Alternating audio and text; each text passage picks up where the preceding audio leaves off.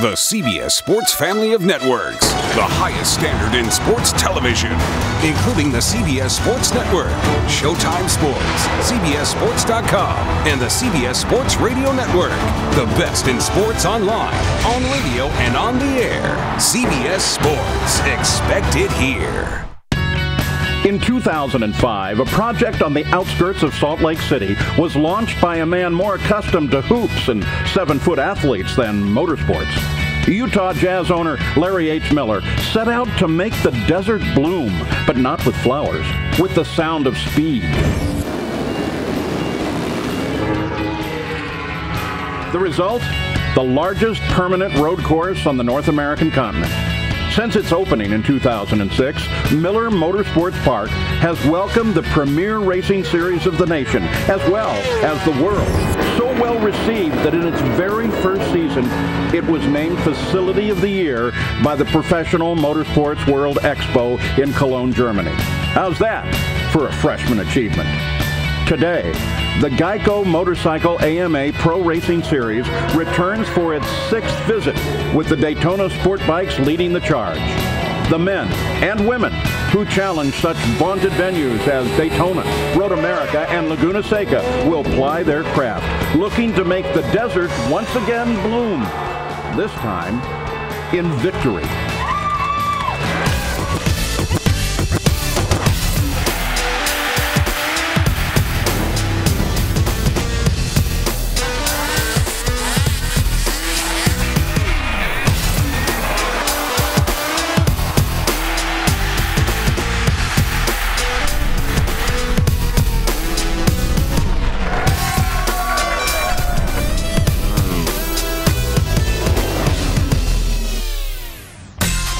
Welcome to day 2 of our continuing coverage of the Geico Motorcycle AMA Pro Road Racing Series, as presented by Geico Motorcycle Insurance and coming to you from the Miller Motorsports Park just outside of Salt Lake City, Utah.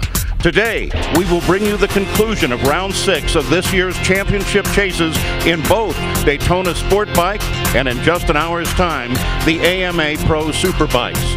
The desert will resonate with the sounds of speed very shortly. Hi and welcome. I'm Paul Page, and along with AMA and World Superbike champion Scott Russell and our pit expert Danielle Teal, we're happy to be bringing you this showdown in the sand. But before we do that, let's go back to yesterday's sport bike race here at the Miller Motorsports Park. Garrett Gerloff on number 8 has steadily become a force in the Daytona SportBike class, and he sure made a statement with yesterday's start. The 17-year-old Houston native rocketed to the lead, but behind him the class was getting restless. 85 Jake Lewis started the attack here, taking JD Beach for second. And of course you can never count out the number 6 of Cameron Beaubier, who after dismissing Lewis was now on the hunt. Finally, grabbing his chance, Beaubier drafts past Gerloff on the nearly mile-long front straight. But showing the poise of a seasoned vet, Gerloff responds to Beaubier's advances. On his identically suited Yamaha, Beaubier lets his teammate know who is king of the hill. And once again is the first to see the checkered flag. And so the race finished with Beaubier out front, followed by Gerloff, JD Beach, Jake Lewis, and Jake Gagne. Now let's send you down to Scott. Thank you, Paul. I'm just catching up with JD Beach as he's rolling out for the race. JD, what a great ride yesterday. You had a little bit of an off in qualifying. Tell us about that, and tell us about the track and your style of ride. Yeah, Scott, I think this track really suits my style because it's real flowing, it's real fast, and it's slick, so I can slide it like a dirt track bike. And yesterday, I mean, it went real great, but in qualifying, I had a little bit of a get off in turn 3 and destroyed a bike, and the team had to work real hard to put my backup bike to my A-bike settings. But it was a good race. I'm feeling good for the race today, so we'll see how it goes. Well, good luck, and we're going to watch him try to make another step up on the podium. Let's go over and check with Danielle Teal. Scott, one of the riders working very hard on and off the track to achieve good results at the races is the number 43, James Rispoli. James, would you say your results are matching your expectations this season? Well, of course not. You know, running around in the 5th to 7th spots isn't ideal, but we're working really hard. We're finding better setups here and there, and you know, we're just looking for that sweet spot where we can go into every race and feel confident that we can run with the front boys. Talent level is very tough, but I think towards the end of the season you're going to start seeing us really, really close to the front. We know James has what it takes. It's just a matter of time. Scott? Thanks, Danielle. Over here, bike's getting ready to go out. Jake Lewis. Conditions here today are a little bit different. It's a lot windier out there today. You had a great race yesterday. Will that affect you today? Yeah, we made some changes last night to the bike, so hopefully it'll be better for today's race. And you know, like you said, it's a little bit windy, so pushing into the corners and also the headwind coming out the front straightaway will be a big difference. So you just got to stay in that draft and stay with the lead group, and you know, hopefully I'll be up there at the end to make my push for the podium, if not the win. So I'm looking forward to today's race. Well, let's keep it on at 85. Let's go back over to Danielle Till. Scott, a new team and a new bike for the number 5, Dane Westby. Dane, I know you're working on this bike on a race-by-race basis. How would you say things are going? Pretty good. We're finding a little bit each weekend. Just this weekend we found some launch control. We got a new ECM on the bike, and so that's going to help us with the start. We're going to try to get off with the front group with Cam and those guys and see what they're doing that we're not doing. Our bike's on really a big mountain that we're having to climb, so each weekend we're just plugging away at it. Paul? Oh, some good stories to watch and many more to come from here at Miller Motorsports Park. We'll be back right after this.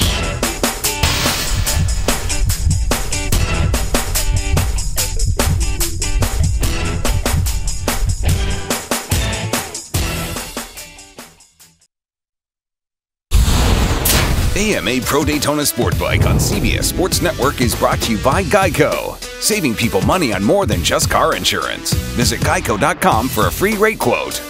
And by the all-new Bolt from Star Motorcycles.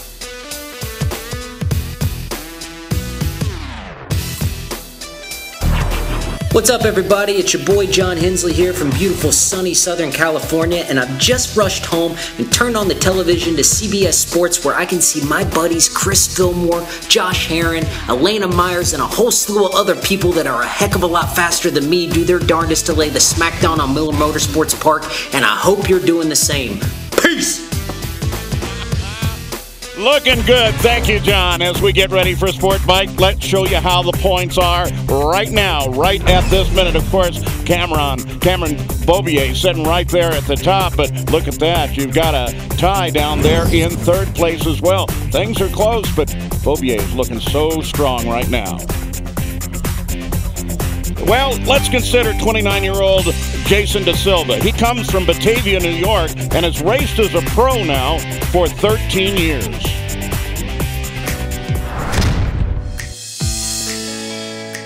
At this point in my life, I'm more comfortable taking a corner at 120 miles an hour than I am changing a diaper, but that's about to change. My biggest fear about becoming a father is really the fact that these things don't come with manuals, you know? We're gonna be figuring all this stuff out and going through what every parent goes through, I guess. I mean, it's like, you just gotta learn.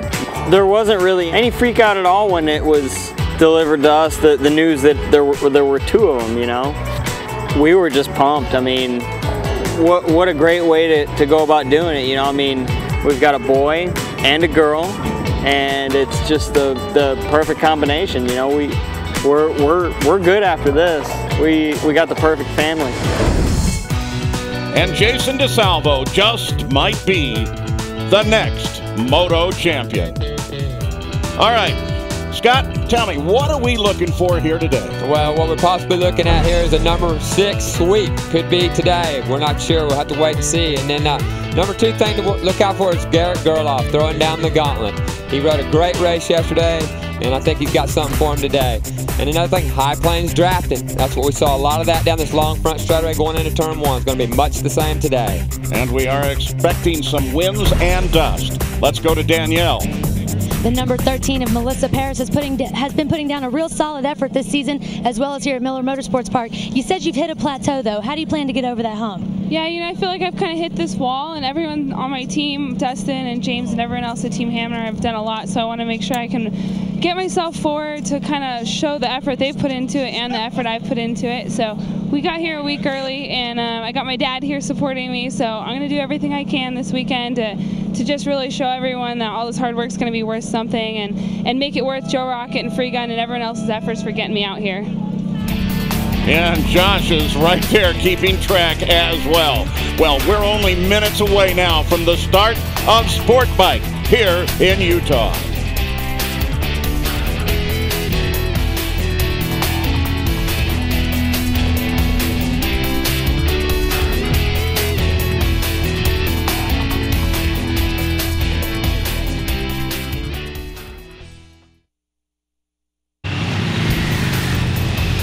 It was a thrilling Daytona SportBike race here a year ago at Miller Motorsports Park. After leading the first 5 laps, the 40 of Jason DeSalvo gave up the lead to young Cameron Beaubier. 1 lap later, DeSalvo took it back with authority. But the best was yet to come. Martin Cardenas tracked down DeSalvo's triumph, and the two put on a magnificent show. It wasn't settled until the final turns of the last lap, when the victory was seized by Cardenas by a scant 1/10 of a second. Cardenas won 8 times in 2012 on his way to his second Daytona SportBike title. All right, let's take a look at how the field sets up here for this run. Top 4 right there are top 4 finishers from yesterday. Important point though, the top 3 in qualifying all shattered the previous track record. So it lines up to be a great day here at the Miller Motorsports Park as we show you down through the remainder of the field. We can see Melissa Parrish back there. She's looking to do a little bit better today, as you heard from her about her, wants her sponsor to be proud. So she's going to be pushing hard today. Let's take a look at this great track. They're going to use the outer track, 1 of 3. Yeah, this is a 3-mile circuit. Vital spots on this racetrack are right here, turn 3.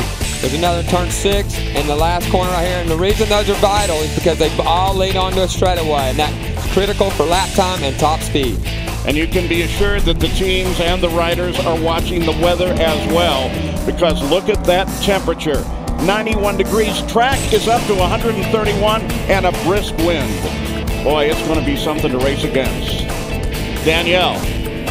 That's right. The biggest difference between yesterday's race and today's race is the wind. It's died down a little bit right now, but you can be sure the big gusts that come through here could pose a big problem for these racers. And it very definitely can pick up some dust. We actually saw that yesterday. That's a problem at this racetrack, always has been. As you see, like I said, no grass growing around. You can see the wind blowing in the background, so these riders are up against it.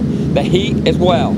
And there is a long, long run down to Sunset Bend, the first turn. The main straightaway is 3,500 feet. They're going to have to run about 2/3 of that right now.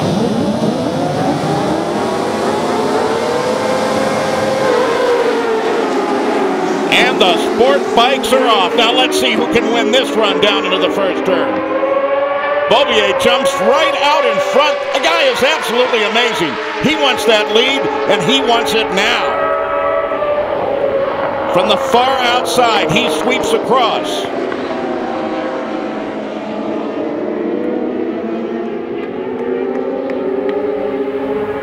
All clear through the first set of turns.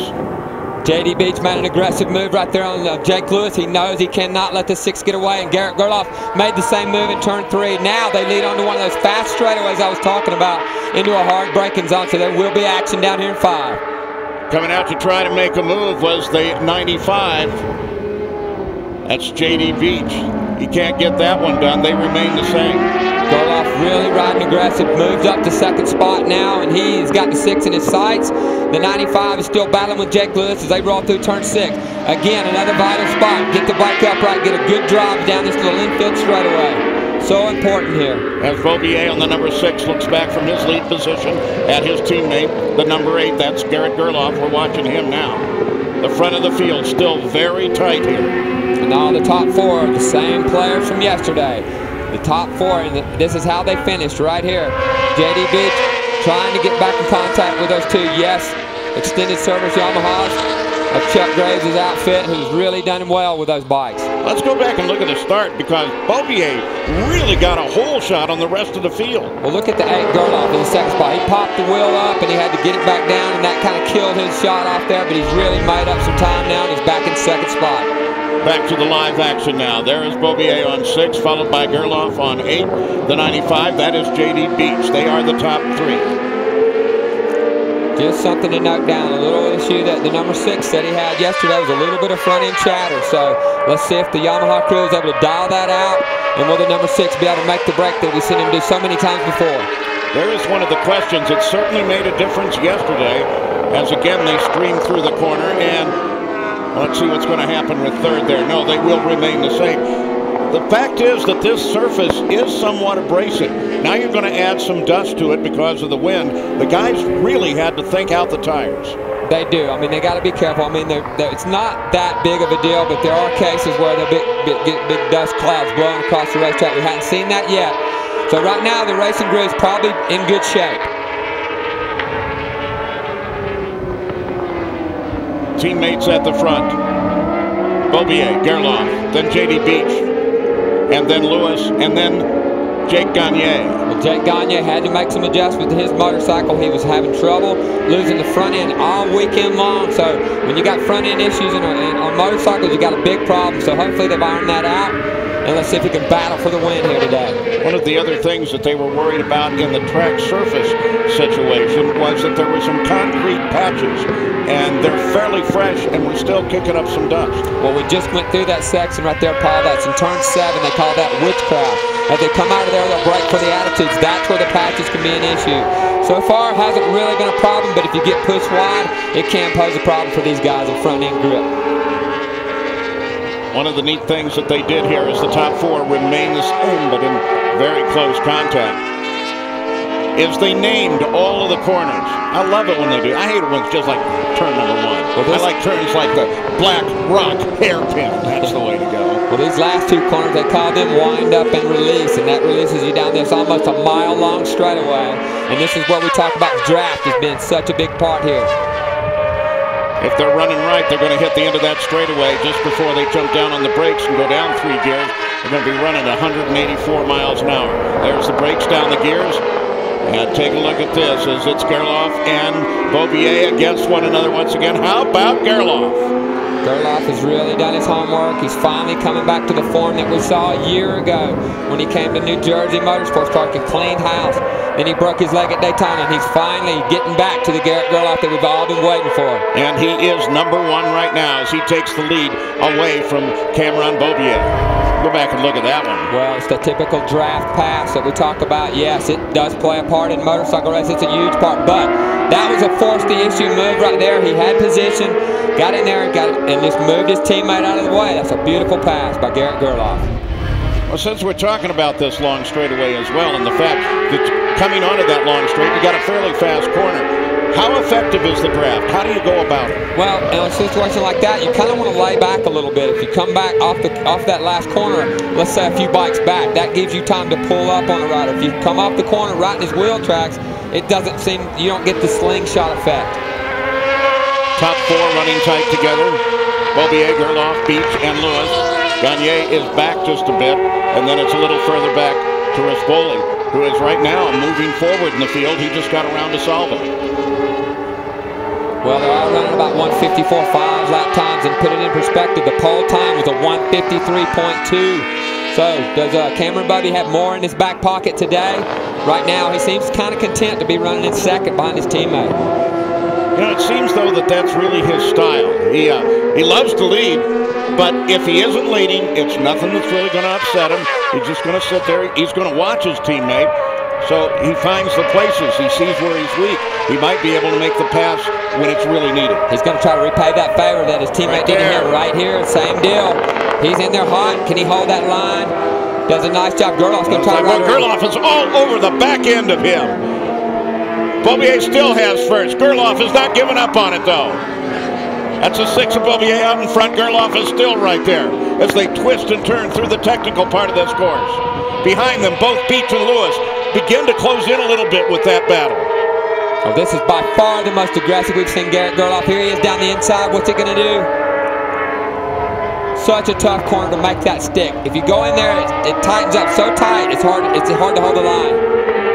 Let's go to Danielle. Garrett Gerloff is looking very confident here today. Brian, he just got repassed by Cameron, but would you say it's a smart move to lead the race considering he got drafted yesterday and last because of it? Yeah, I told him today, just, follow his own pace and, let the race come to him. And on the last lap, I really prefer him not to lead. The bikes are so evenly matched, the Yamaha R6. And, he watched the video from yesterday, and he's got a lot of things he thought about, so he'll be good today. So, thank you. And if you're racing your team, right there is the problem, because one has to assume that the 6 and the 8 teammates are relatively identical. So now if you're going to pass in a high-speed corner, you're going to really have to think that one through. It's going to be tough. So it's not so easy just to lay back like you think, especially when they're so evenly matched. Now, Jake Lewis, on the back of this group right here, he has really stepped it up today. He made some changes, and he feels like he's better. This is where he had a problem yesterday, is getting off this corner. He said, I couldn't get the drive, Scott. I couldn't get the draft. So let's see if he's got that better for him today. Lewis right there on the 85, he's kind of interesting to me. He's over 6 feet tall. When most of the riders, little tiny guys, Lewis is, 6'2". Does that help him? Does it hurt him? How can he race? How does he change? There's your pass for the lead right there. Once again, there goes Gerloff. Well, Paul, I got to believe it hurts him. And these R6, if you look at the frontal area of the motorcycle, the fairings are very, very small. And so it's hard for a tall guy like Jake to get behind the bubble, especially at a high-speed racetrack like this. That's when it makes the most difference. But, man, is he doing a great job or what with it? So the real question is, with that mass, he's just creating a lot of drag. And it really doesn't help him that he's longer to get out and get down in the corners. I always felt that being a taller rider helped me, move the bike around and manipulate what the bike was doing. But fact is, when you hit the straightaway and you can't get out of the wind, you're exactly what you just said. You're a drag, and you're like a windbreak. Keep an eye there on 85. That is Lewis. And watch how he handles that machine. Danielle?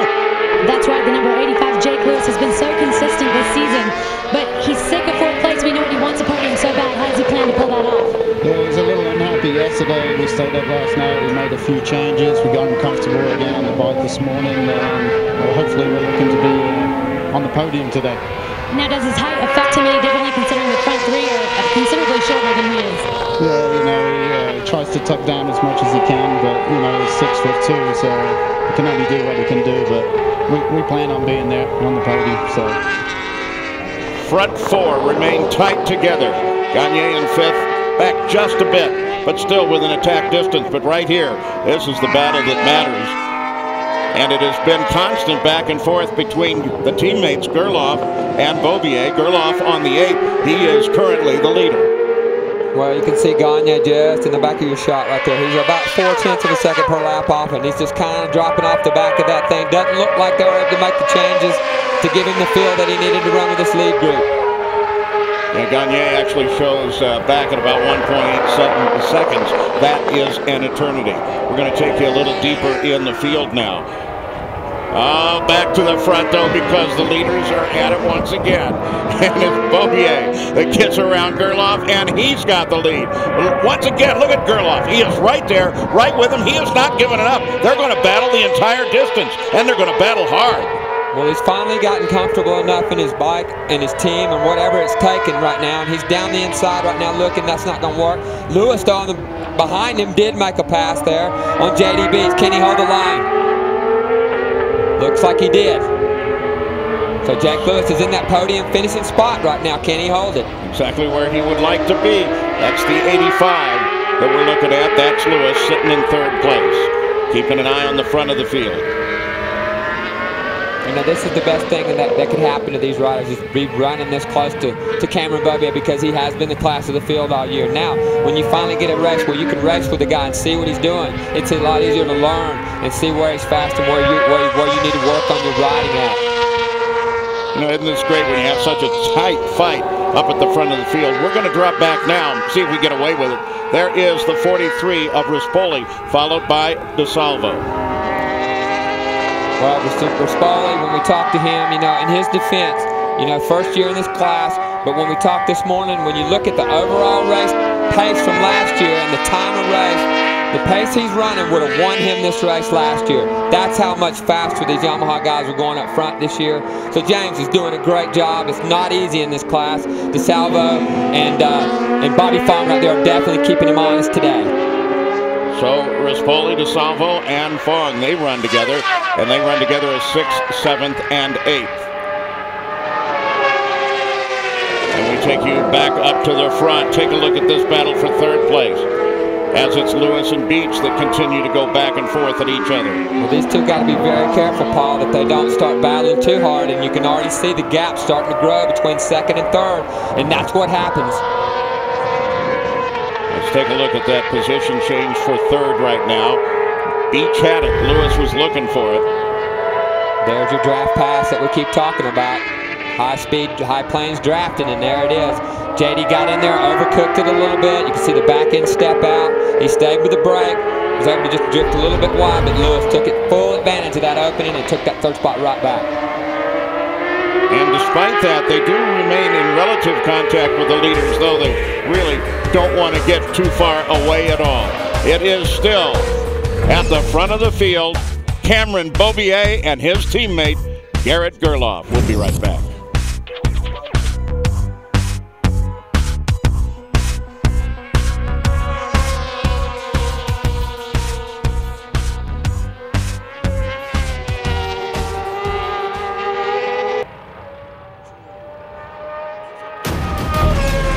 And we welcome you back to Miller Motorsports Park for the Geico Motorcycle AMA Pro Road Racing Series, presented by Geico. Race 2 of round number 6, we're talking sport bike.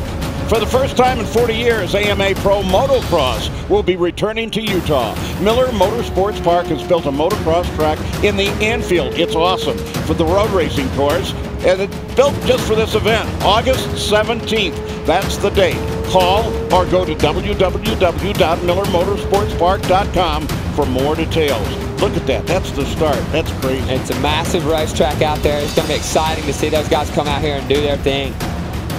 And taking you back to the live action on the track, here is the good news. Nothing has changed for you.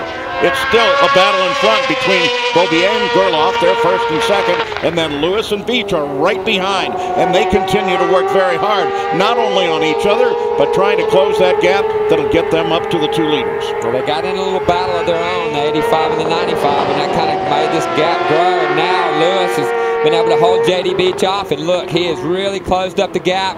In the last 2 laps when we've gone to break, he has done a great job, and he's dragged the 95 back up there with him. And here we go, down that long front straightaway again. Right off of the corner they call release, 3,500 feet ahead. Close enough to draft. Lewis is in there. You know, for a 6'2" guy, it looks like he's tucked pretty good. Let's see where Gerloff is going to go with this. It looks like that's enough to do it. Lead change once again. Gerloff comes back to the front. Beaubier drops back on the number 6 to 2nd place. Danielle? Cameron Beaubier and Garrett Gerloff keep swapping 1st and 2nd place. Oliver, where would you say is a better place to be come into the race? Well, I think on the last lap, or coming onto the last lap, probably draft out of 2nd down into the 1st corner, and then hopefully hold it for the rest of the lap. But it's close. I mean, it's exciting. Now 4 of them back together again, so it's anyone's race, but it's still half a race to go. So I think we're sitting pretty at the moment, but we'll see. Well, if you take a look back at the battle for 3rd right now, Beach is doing everything he can on Lewis. And this is one example of just that. So we go back and take a look at the pass for the lead. Yeah, just that typical draft pass, and this is it. This is the best place and the most popular place to make that happen. And you can see the 8 of Gerloff doing a great job of staying with his teammate, picking his spot. He knew where he was going to do it down there at the end of turn 1, going into 1. What was impressive to me, though, was that the 85, Lewis, was able to stay right with him as they went into the corner. Beach had to drop back just a tiny bit. Well, that Mean Motorsports team's done a great job of figuring out what it takes to get that bike to come off that last corner for Jack Lewis. That was his big issue yesterday. So they've obviously made some ground in that department, and he was able to draft. Boy, the Daytona SportBikes are putting on a show here today. JD Beach, he currently runs in 4th. Saw the big kick there as he continues his pursuit of Lewis. But this weekend, things haven't been totally smooth for him. Well, JD's definitely had an issue in qualifying. You know, he wanted to go out and push, and he did just exactly that, and ended up tipping over out there in turn 4, which is one of the fastest corners on the racetrack. But he's rebounded so well. He's riding so well this weekend. And could see him there a minute ago. Here we go, coming out of wind-up. Look at him in the back. The bike's sideways, leaving the big black mark. Now, look at that, and then look at what happened earlier yesterday. This is one of the fastest turns on turn 4. Goodbye. He got out in the paint. Yeah, now, the bike, please, don't hit the wall. All the mechanics are, don't hit the wall. Don't hit the wall. Yeah, hit the wall. Well, that Road Race Factory crew over there's really got it together this weekend. They've done a great job of rebuilding that motorcycle, getting him back out there. It wasn't like he even missed a beat. I tell you, that was neat, though, and we had it in replay. We really got his foot up in the air there. That was good. I've seen that a lot from JD, you know, too, like when he stays on the motorcycle, the thing will slip out and his leg will come up, and his outer leg. So he is always pushing this thing to the max, and you got to stay with these two guys out front. The top 3 is what they're all going fast. You know, we learned an awful lot about JD Beach on the 95 yesterday, and you were talking with him about it. He's a great racer. But to be a really great pro racer, you have to be able to speak, to do a lot of conversations, presentations, speeches. That's his problem, but he overcomes it. I think he's done a great job, Paul. He's a stutterer. Too. I mean, it is what it is, and he's worked around it like you saw in the Mex Moto Champion feature, and he's just done a super job of cleaning up his riding, and he's worked on his speech issue, and I just love the kid. I think he's great. And he does it with such good humor. He's just such a fun guy. You got a brief look at Rispoli, DeSalvo, and Fong. We're back up to the front again with Beaubier out in front. Gerloff chasing him down. And then Lewis, then Beach. This is the way it's been. Well, the numbers have changed positions a few times, but that's the relative front 4 right from the start. And JD takes that spot back from Jake Lewis, and now he's moved back up into 3rd.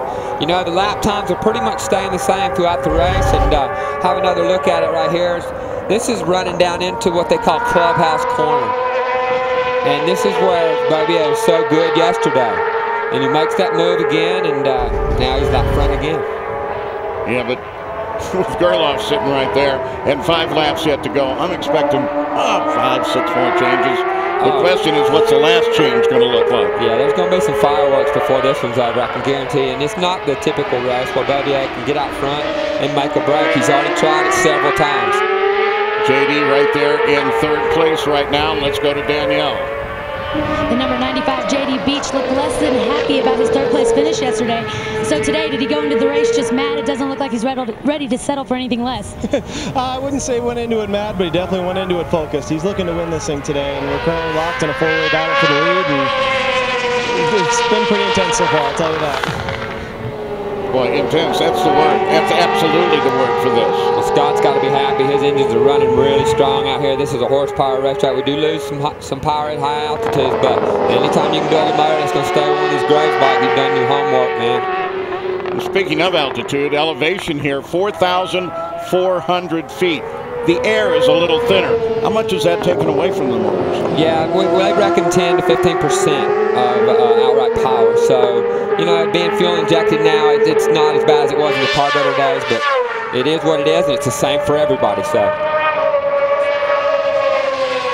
look at this, 95. JD Beach right in there trying to make his move. Sweeps around the outside. Do you believe that? Can he hold on to that? Look at that move by Beach. And yeah, I'd be happy about that too. Oh man, JD Beach just comes down the outside, sweeps to the inside, takes the lead, and now he has to contend with the teammates right behind him. It's Gerloff, and he is followed then by Beaubier. Look at this. This was so pretty. You almost didn't know it was coming. Well, we've seen a 2-bike draft, and that's what a 2-bike side-by-side will do for you. He came from nowhere, snuck past him on the outside. There was nobody expecting that. What a great move by the 95. Now he's got his work cut out to keep these guys at bay. Yeah, but that's a proud moment for Beach. He's gonna have that video for a long time in his life. Whoa, almost kicks out again. He's pushing hard, no doubt. There's nothing left on the table for any 4 of these riders. It's all or nothing right now. With 4 laps to go, I mean, they are just laying it down right now. 4 laps to go, and you wonder if you see a move like that, what else could happen in these next 4 laps? And can J.D. Beach actually hang on to his position and get a win here at Miller Motorsports Park? Gerloff looks like he's wanting to say something about that. He's right up on the back end of it. I tell you, he's so comfortable this weekend. Gerloff, that is, the number 8 on the blue bike. He's just been shadowing anybody that passes him. He runs so close to him, but that's trust in the riders that you're racing with, and he knows all 4 of these guys, all 3 of the guys he's racing with are just top notch, and they're not going to do anything crazy. Well, Scott, we've talked about it. You've noticed it. We've pointed it out, the kind of unusual riding style that the 95 Beach has. Take a look at this. Yep, he's hanging off the bike. When he goes to the throttle right here, he's on a dirt tracker, so he's really used to sliding. It looks like the front may have tucked right there, because I didn't see any black marks from the rear tire, so that's how hard they're pushing. Oh, wow! Whoa, whoa, whoa, whoa! Gerloff's going to get him! Hang on to it. Beach is going to come way wide, too wide. In fact, he lets both Gerloff and Beaubier get past him on that corner. Has to settle for 3rd place, and settle for 3rd place with Lewis right behind him and champing down on him hard. Well, this is turning into the J.D. Beach show. Watch this. Hard on the brake. The back end will pop up, and that's when you know you're at maximum braking on these things. Back end swaps. How did he hold on to that? That's how skilled these guys are. I mean, that's what they do. Another view of the same thing. And luckily for him, the track's super wide here at Miller and allows him to stay on the racetrack and really not lose hardly any time. Wow, what something to happen, and how to hang on to that bike. That's some very skillful riding. So we've got to change again. It's number 8. That's Garrett Gerloff. He's out in front. Teammate Cameron Beaubier from California right behind him. And then, of course, that ongoing battle behind them of both Beach and Lewis. Well, the reason that happened is because he knew that's where everybody's going to pass you. So he said, I'm going to go into 1 and leave it as late as I can before I go to the break. And that's what he did. And it just a little bit too much on that one. So let's see if JD can rebound and strike back down here at the end of the straightaway when they come back around. You've been teaching schools all this week here at this track. If you were to be talking to, say, Gerloff right now, what would you say to him? Well, I mean, there's really not much I can say. I mean, they've done everything right now. This is kind of a crapshoot in a way. I mean, like you said, you've heard his crew chief talk. You don't really want to be leading it when you come out of this corner right here, going on to the last lap. You'd rather maybe be in that 2nd or 3rd spot and try to get that draft and make it stick in 1, and then, man, you've got to fight hard to keep them off your back for the whole lap at that point. Again, down into Sunset Bend. Lean into the corner.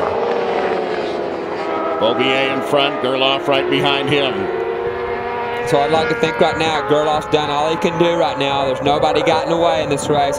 Now he's in that 2nd sweet spot where he'll be the guy behind as they come on the front straightaway, unless he tries something that we're not expecting here, but he may have something else in mind. And he's got to be thinking about it. They all are. They're going to see the white flag, 1 more lap to go next time they come by. And this is, if that's the case, then he'll be the guy giving out this pass next time by and taking that spot back from the 6. And like I said, it'll be a real fight. So as they work with really about a lap and a half to go now, and a complete separation from the front 4 from the rest of the field, they have been putting on a show for the fans here today. Yeah, and you see this has become basically a drafting race, you know, and that's how important it is. We talked about it leading in, and you saw what a 2-bike draft can do for J.D. Beach, and you see nearly every other lap there's a pass down into turn 1, so drafting is everything at this track. And of course, on the last lap, when you're running for the checkered flag, you don't have to make that corner at the end. You're going to come off that last corner maybe just a little bit different. You want to come up with the best possible exit speed of that corner and run for the line. And this is what we're after right here. This is for Garrett Gerloff. He's got to get this corner right. He's right there with his teammate. Everything's hooked up. So now this is his chance to make it happen. This is it. We see the white flag. 1 lap to go. It's up to Gerloff right now. And you can see what I'm saying? The draft, it does work, but he didn't get a real slingshot, but he's got the inside line. Yeah, but did he move far enough ahead? Nice. Oh, that is so sweet. Gerloff goes to the lead, just as you predicted, Scott. That was the play. That was where he had to be. The only question now is how desperate will Cameron be to try and come back and take that lead away from him? Well, there's still a couple opportunities. There is, and there's one coming up right after this next kink. This is Oh, man, does that get your heart going? Gerloff with a mistake. That slows him down just a bit. It gives Beaubier a chance. I was going to say, this would be where he would have tried it, and obviously the door was open, wide open for him at that point. And that was incredibly costly. It gave the lead back to Cameron Beaubier. Look at it again. Look, he got his rear wheel out on the paint stripe, and that just broke traction just for a minute.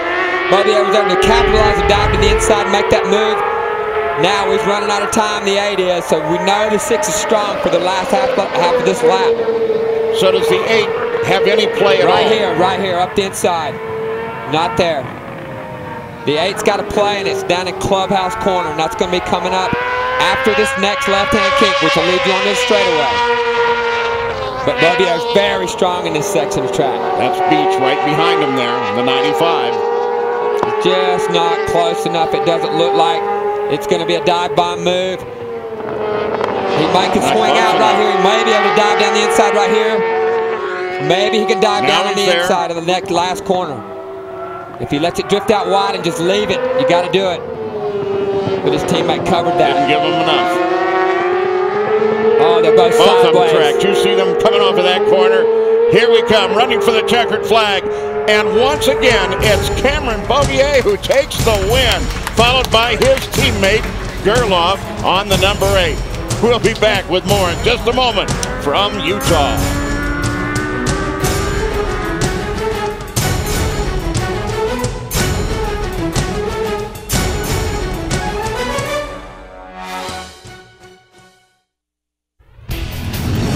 Well, as we look for the Geico moments of the race, there could be many, but this is the one that mattered the most. The bobble that Gerloff had. He had the lead. Look at that. That's just enough to open the door for Cameron Beaubier. Beaubier goes past, takes what might have been a great win away from Gerloff, and he moves on to score yet another set of checkered flags. So Beaubier takes the win with that last lap action. The final results, they look like this, with Beaubier out in front. His teammate is right behind him. Yamaha 1 through 5. We'll be back with more right after this message.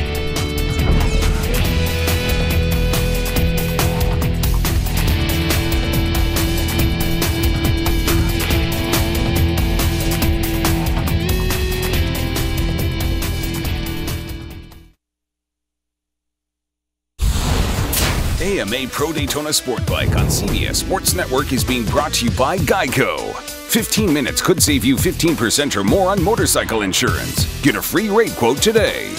And by the all-new Bolt from Star Motorcycles. Oh, what a great Daytona SportBike race. Superbikes are coming up next, but first let's go to Danielle. Congratulations to number 6, Cameron Beaubier, and back-to-back wins here at Miller Motorsports Park.